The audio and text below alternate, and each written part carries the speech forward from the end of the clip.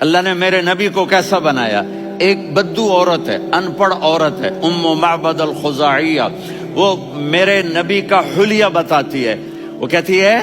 اپنے خامد کو کہ ابو معبد، ایک شخص آیا تھا، مجھے یوں لگا جیسے 14ویں کا چاند کپڑے پہن کے زمین پہ اتر آیا ہو۔ سبحان اللہ، کیا کہے، انتہائی خوبصورت، انتہائی حسین و جمیل، پیٹ نکلوا نہیں کہ بدصورت ہو جائے۔ کہا اتنا خوبصورت تھا کہ سر سے پاؤں تک حسن اس کا غلام تھا، خوبصورتی اس کی باندھی تھی، اور میں جدھر سے دیکھتی تھی مجھے حسن ہی حسن نظر آتا تھا، اور جب میں اس کے چہرے پر دیکھتی تو میری آنکھ نہیں بھرتی تھی، میرا جی چاہتا تھا میں دیکھتی جاؤں دیکھتی جاؤں دیکھتی جاؤں۔ کہ اس کی آنکھیں بڑی موٹی، احور، ادعج، اشکل، انجل، ابرج، اہدب، یہ سب میرے نبی کی آنکھوں کی تعریف ہے۔ ان 5-6 الفاظ کا ایک مطلب ہے کہ اللہ نے کائنات میں ایسی حسین آنکھ کسی کی بنائی نہیں تھی۔ حسن و جمال آنکھوں میں، اور پلکیں بڑی لمبی، یہ عورتیں یہاں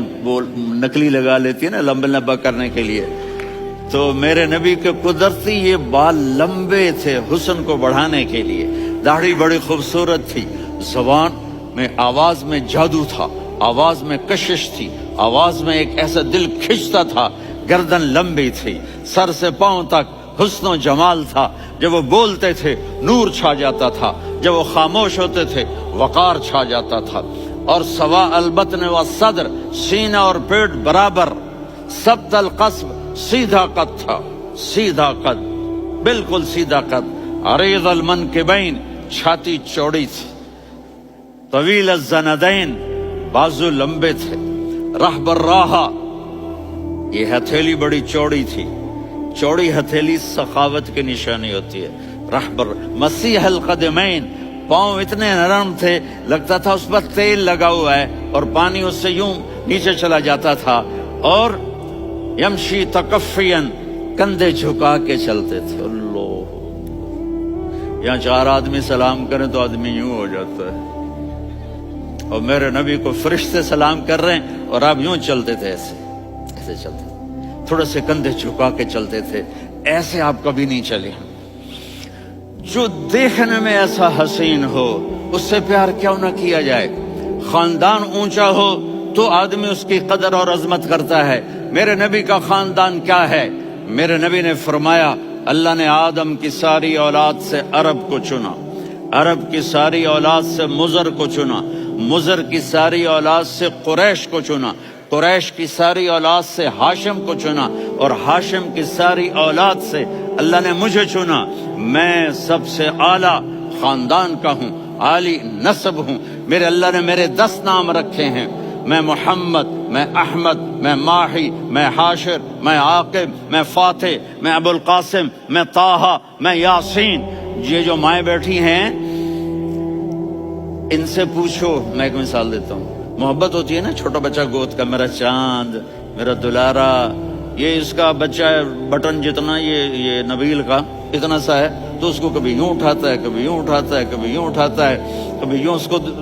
لوریاں دیتا ہے، میرا چاند، میرا کالا ٹٹ، میرا چاند، میرا چاند، میرا چاند۔ تو میرے رب کو